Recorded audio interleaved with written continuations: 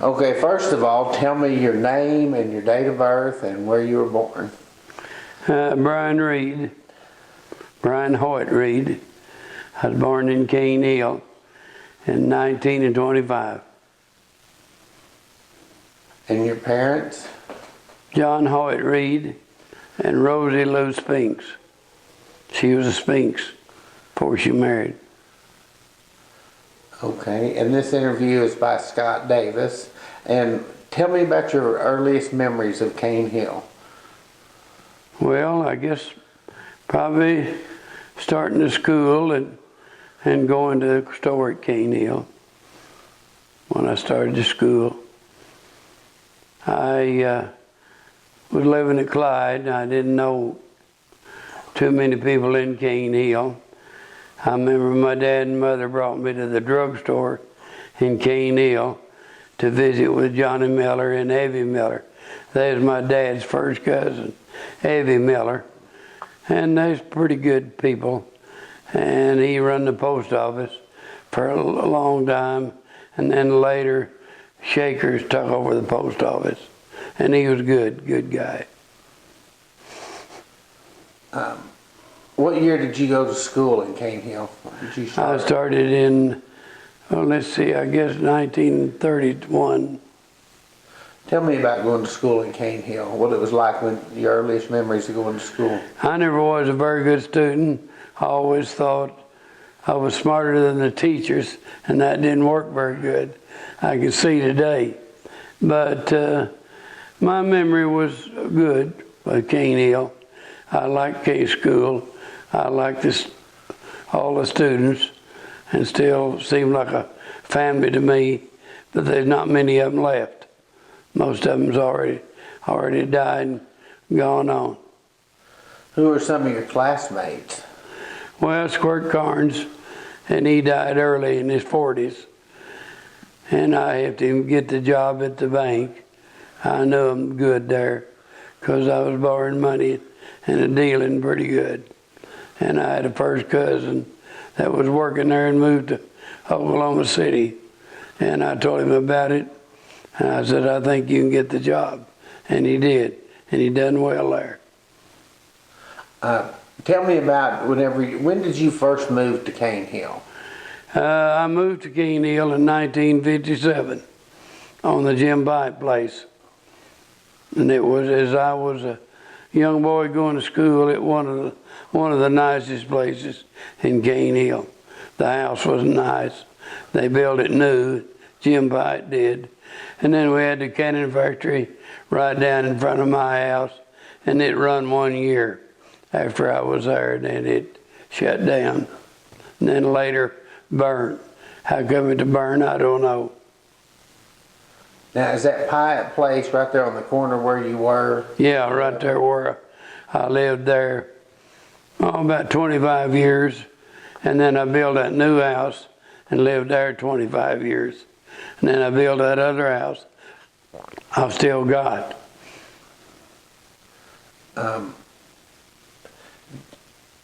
Tell me kind of about the history of Cane Hill from like the 50s and 60s onward, or what you remember in those days. What was it like? And Well, it was just normal to me, and I guess it still would be today. It was a lot of headquarters there. They'd loaf, and the people lived around there would go to the store every day and stay all day, play cards, pitch and stuff like that. And I was just a boy, but I remember it good. J.U. King used to be around there, and a lot of nice people. But they've been dead for years, and I about forgot them. Johnny Miller was my first teacher at Cane Hill, and my best teacher was Miss Threlkow. If it hadn't been for her, I don't think I'd ever knew anything in school. But she was one of the best. Her name was Pyatt before she married. She was Clay Pyatt's sister. Her name was Threlkow, and she was good. Tell me about your family and growing up and what you guys did in Cane Hill. Well, we played, what we did in Cane Hill, we played horseshoes, and we just rode horses and stuff like that. We rode a lot of horses. I remember me and Squirt Carnes, we raced horses one time from the store to the church. And of course I beat him because I'd been raised on a horse, and he hadn't been as familiar with a horse at that time as I was. What year did they pave the Highway 45 there through? Well, I remember the exact day. I doubt if I could tell you, but it's somewhere in the 50s. So what was it like before then down there? Well, it was just an old rough gravel road. We didn't go nowhere. Sometimes we'd go to Martown and trade, and most time at Cane Hill and Clyde. It was a good, I call it Walmart. It was like a Walmart in those days. You could buy anything from a mowing machine to a cultivator, all that stuff. You could buy that at the Clyde store. What about in Cane Hill? What stores do you remember in Cane Hill? Well, I remember Shaker Yates. He was the main one.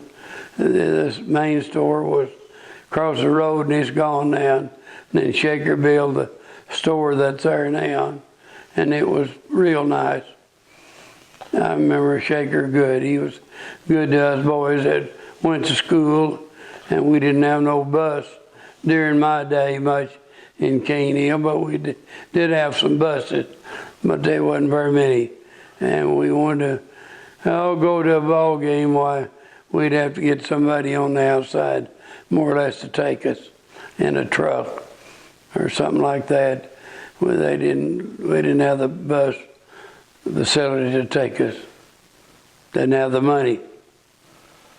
Well, tell me about your apple business in Cane Hill. Well, we've been in planting apples, and when did all that get started? Well, it's been, my granddad came from Kentucky in here in 1827.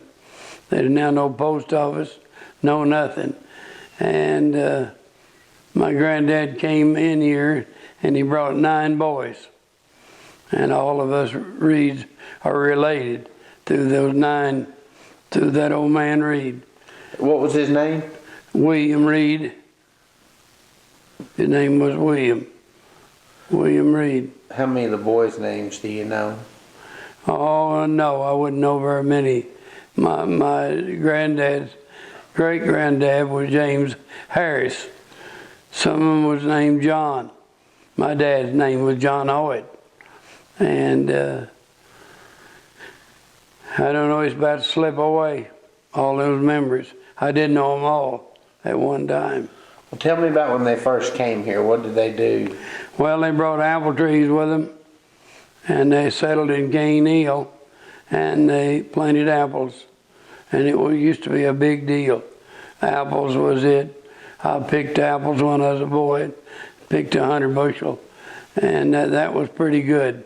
My mother picked apples. We all picked apples, and we grew apples. It's been the way of life, and we haven't let it go. What all did you do with the apples when the crops came? Well, my granddad, they had a dryer, and most everybody had a dryer, and they dried the apples, and there's a market for dried apples. But they was a way people liked to eat apples, can them. We didn't have the cold storages we've got today. Back in those days, they'd pick them, and there's a good market for them locally. And then we come on in our market fizzling away. At least we buy apples in Illinois, haul them into Lincoln, and sell them to peddlers. And there's a lot of them around. They came in from Texas, Oklahoma, and places like that, and buy a pickup load, take them back to Oklahoma and sell them, and make fairly decent wages. Of because wages wasn't much in those days. If you got 50 cents an hour, you was lucky, or even hardly anything.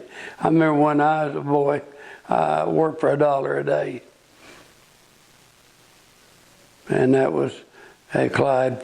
Paul Clever do a work for, and he was a school teacher at Martown. He worked at Mar, and he was a coach. He was pretty good for the community. What about the history of the college? Let's talk about that. Well, the what college. do you remember about that over the years? It wasn't very much when I went to school there. We didn't even know it was a college. We just knew it was a schoolhouse. That's where we went. But my dad went to school there, and my grandpa went to school there. My granddad taught there, but my dad didn't. He went to school there. And then later I went to school. And I don't remember a lot. It's all just done gone. What about the college? The building? What happened after the high school or the school there closed? Well, it was pretty bad when the school moved out of Cane Hill. It's pretty lonesome. I'll say it about like that. Had been their school so long, and then it was gone. Yeah, I enjoyed going to school there. Really did. What do you remember about the mill? Was it ever operating when That you were a mill was operating. I was there one time, and it was operating. And my uncle run it, Uncle Arlie. He run the mill that year. And my dad had brought wheat.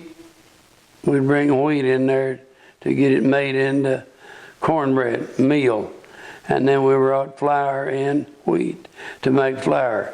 They'd make that for customers like my dad, and I went with him to get it made. I do remember quite a bit about it, but you take 90 years, you ain't gonna hold on to much of it. It wasn't too important then, like it is now. What do you mean by that? Well, I mean, it's just something we used to. It was just there. What was the last year that you remember the mill working? I don't remember the year exactly, but it's somewhere along in the early 40s, or I graduated from high school in 43, and it was not working then. It was somewhere in the 30s. So in the 20s and 30s, they Yes. still used it? Yeah, they used it a lot in the 20s. It was kind of way alive. But 30s, it run some. And that's my uncle. He run it in the later years. And that was his boy I was talking to there that had called me. We're first cousins. And he went to school there all his life, and then they moved to Oklahoma. What years was the canning factory running? Well, it run a long time. That was a pretty good way of life for the women. They'd peel tomatoes, and we grew tomatoes. My mother didn't work there, and I never did work there. But I had hauled tomatoes in there. That used to be a big deal, was canned tomatoes. Them and apples, hadn't been for them, I guess we'd have all starved to death. So what'd y'all do for fun when you were kids growing up in Cane Hill? What we do for fun? We made fun out of work. You made fun out of work? What kind of work did you do? Pick tomatoes, pick apples. Oh yeah, that was our main deal. What about during the winter? During the winter, we possum hunted. We had a possum hunter. My uncle had one, and I like to go hunting, and that stayed with me till, well, it's pretty well all gone today. Yeah, we hunted, and we was, big deal back then was playing horseshoes. And you was either good or you was pretty sorry. And till you learn how, you was pretty sorry. And I finally learned how to pitch horseshoes. I remember at Clyde, I used to bet Wallace Yates $5 I could throw a ringer out of 2 shoes, and I won quite a bit of money. I could do that. My uncle was a good horseshoe picker, one of the best, Bryan Reed, and he learned me how to pitch horseshoes, and I finally got till I could beat him. Every once in a while, not every time, but a few times I have beat him. But we played horseshoes at every little store. We had horseshoes, and we enjoyed that. If it wasn't freezing, we'd be out there pitching horseshoes in the wintertime. And they played dominoes. That was a big game. A bunch of old codgers would meet and play dominoes. You said something about people just hang around and play pitch or play dominoes. Yeah. Was that just kind of the way to visit? Or? That just was more or less to put the time in and to visit. And that's just the way it was. Sometimes there was, 30 or 40 people could be there.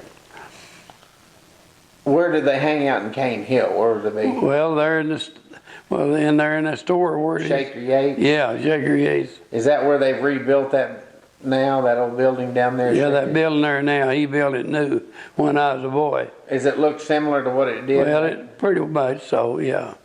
Pretty much so.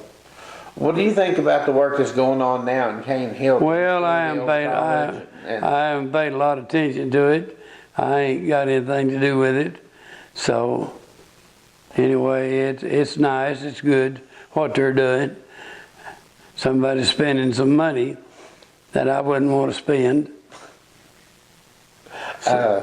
What else can you tell me about some of the people in Cane Hill that some of your neighbors that you've gotten to know over the years and some different stories? Well, the neighbors was more or less kinfolks, like Johnny Reed. Uncle Johnny Reed was really a good guy, and everybody knew him and everybody liked him. And then Johnny Miller, he came along and taught school.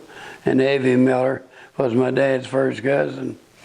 And Uncle Johnny was my dad's uncle, which was my great uncle, which was a nice guy. I have good remembrance of him. And he's buried in Cane Hill Cemetery. What would you like to see happen to that old college out there?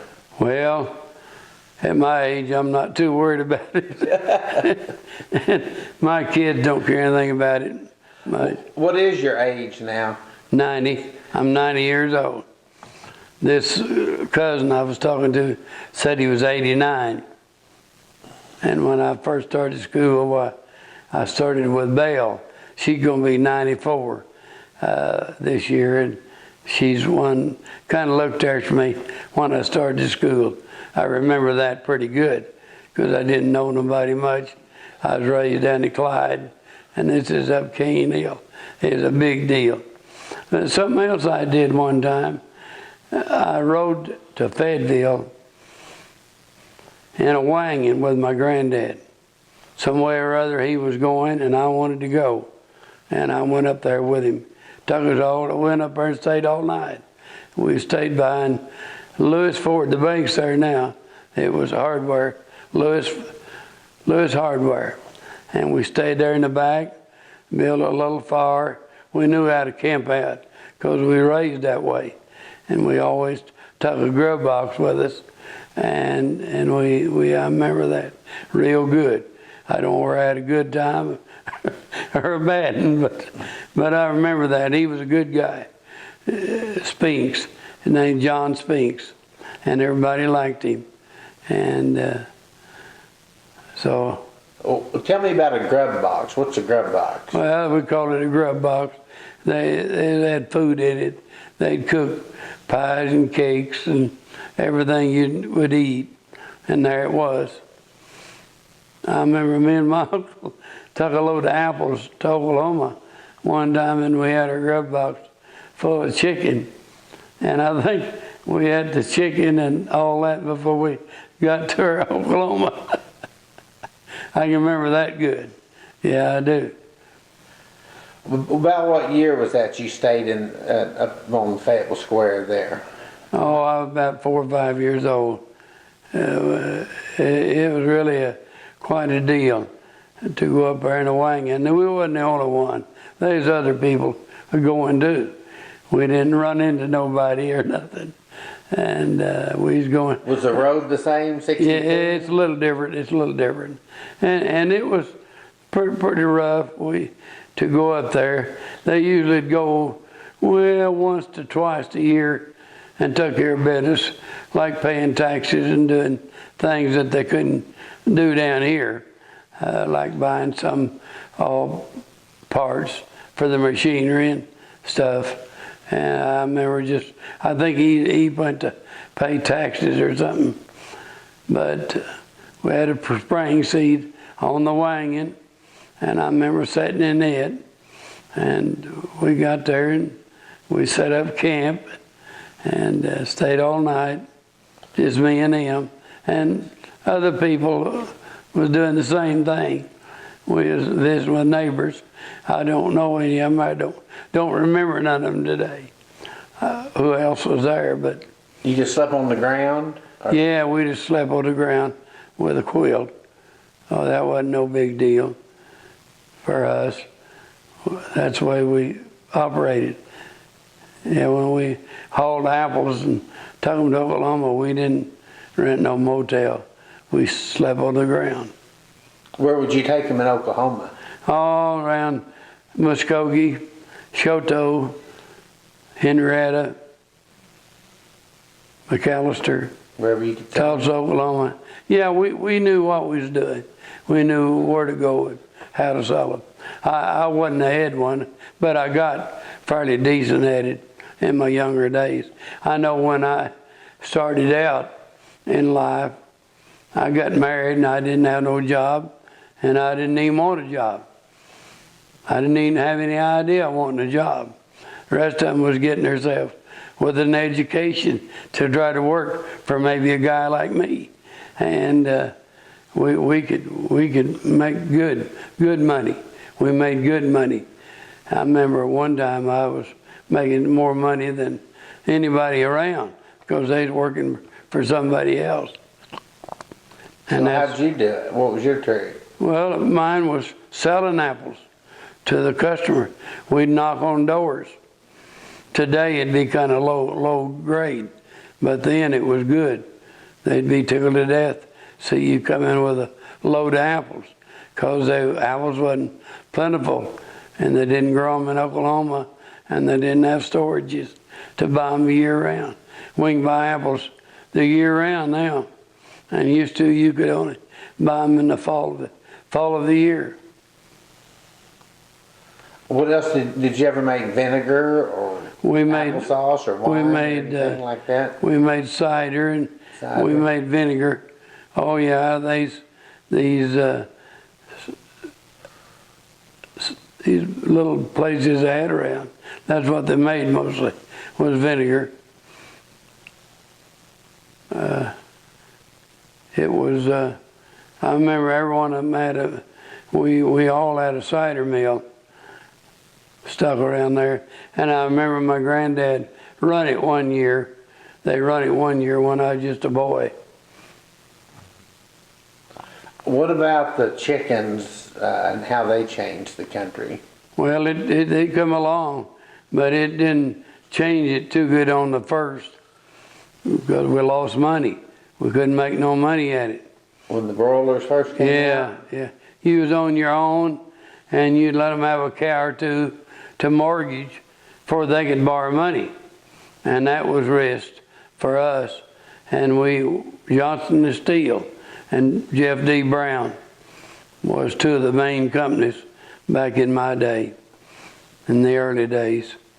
And Dad didn't do any good. I come on and done pretty good at it myself, but it's altogether different. How'd you do it back then? Well, we done a lot like they do today, only they got more modern equipment, and we had hand equipment back in my day. And we grew them up to a certain age, and then they come and picked them up. I remember one time I have done good. Well, the first bunch I ever grew, I made enough to buy a farm. I sure did. And now you'd have to work a lifetime to pay for a farm. And I paid for one the first year I grew broilers. How many farms have you bought? Oh, I over the bought a years? lot. I bought a lot. And I still own quite a few. So Yeah, I sold that to the Leach boy. They call him Leach. And I don't know him as Leach, but I didn't know him, know of him. I was a good friend to his dad, and to Bill Shannon. Bill Shannon was my main guy, and Raymond Leach was my partner. Oh yeah, I've had a lot, I can't say nothing but good about both of them. I was in partners with Raymond, and I borrowed money off of Bill Shannon. Yeah, and I went and bragged on him, what a good guy he'd been. And he did the same thing back to me when he quit. What stories can you think of that I haven't asked you about? Some other things you could tell about Cane Well, Hill? Or about the Reeds? Well, the Reeds was all pretty good people to me. They carried the Reed name, and they're honest, and they'd pay their debt, and their word was good. Like today, you didn't have no doubt of me being here, did you? No. Well, that's pretty good. A lot of people don't even do it if they could remember it. They don't think it's important. But we live by the golden rule. That's what we believed in. It was the golden rule. If you can't live that, you're not very good. And I believe in living the golden rule. And we all did. We was raised up with the golden rule. I remember in the day I said somebody not too many months ago, I said, well, just live the golden rule. What's that? They didn't know what it was. And we're a firm believer. And then the others you'd have them to do to you. You believe in that, don't you? Oh, sure. Yeah. But a lot of people don't even know what it is in today's world and care less. But that was one of our teachings as we grew up, was the golden rule. How many different places in Cane Hill did you live? I lived in Cane Hill, right in Cane Hill. I lived there on the old Pike place. And I lived in that house where the nursing home is. I built it new. And in that house I've got there now, I lived in it. And that's where I was at when Ruth died, was in it. And somewhere or other I was so lonesome at that time, and I finally married again, and I married a good woman, Jane. You know her a little. Yeah. And it's been a rough old go. You can ask Wanda Irvin, and she tell you how rough it is out there. And did you ever talk to Wanda? I will, though. You haven't yet? No. Well, she's a good woman. She remembers a lot about Cane Hill. And the Carnes was a good asset to Cane Hill. They came over here and carried the mail, and that was good. And Squirt was one of my best friends. You knew Squirt, didn't you? Mm-hmm. Yeah. From the bank. Yeah. I don't know, Scott, I guess I didn't think on it much, but there isn't a lot to know about Cane Hill. They're growing up, just little ordinary things, but we played a lot of basketball, and we played a lot of baseball. We never did play football, but that's one of our main games, was basketball. And we always had a good team. In fact, the last year I played, we won the county tournament. And our people we played was Martown, Dutch Mills, and Evans, and Summers, and Morrow. That's who we played. And we won all the games that year. And they was all good too. They had Martown always had a good ball team. Well, in the 50s and 60s, how often did you go to Prairie Grove or Lincoln or Stillwell or places like that? Or did you stay pretty close to home? Well, we go to Lincoln usually on Saturday night or Friday and go to a movie, picture show. We'd go that, my cousin and I run around together. It was J.C. Childers. And his mother and my mother was sisters. And he was real smart in school. Really was. And I was not very good in school. I was stuck around common sense, and I found out it comes in pretty handy when you need it, but it don't answer many questions. It don't answer many questions, but it's good to have. And that's my main thing. I was raised with common sense, and it never left me. Yeah. A lot of people, they don't know what, well, you hear it mentioned now more than it used to, but our people has always been pretty much to work for ourselves. We never have, all of our people was pretty well self-employed. You always have been, haven't you? Always. I never did work for anybody. I never worked on a job in my life. I always worked for myself. Now you still have Appletown, and you still... Yeah, I still own Appletown. Yeah. We're getting to remodel it, going to remodel it this year and make it quite a bit nicer and try to make one little comeback. And it gets rougher doing little things like that. The rules, you got to do this, you got to do that, you got to pay this. You know, it's all rough out there today. When it used to, you kind of made your own rules as you went. Oh yeah. And it's gotten harder to run a business? It's harder to run a business. Oh yeah. I was reading a lot of them went out and move on. The rules are so rough. And a lot of people don't even know what you're talking about. They've never been there. They've never been there. But we made it through it, and we're 90 years old and still going. Well, what's the trick to success? Knowing how to handle money.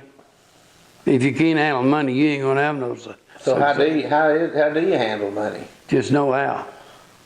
There's no secret. There's a lot of secrets to it.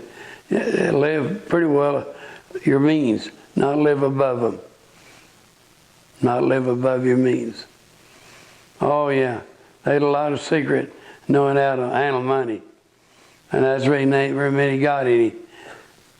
I've been building houses over here. Well, I've been building houses for probably 50 or 75 years. And it's rough. Everybody has to get I never had a loan on a house in my life. I always had the money to pay for it. And today, nobody can hardly even qualify for a loan. It's a little better than it was, but it's not good today. They ain't got no money here, never will have any.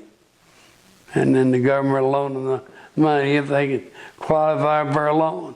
Well, you will get it done.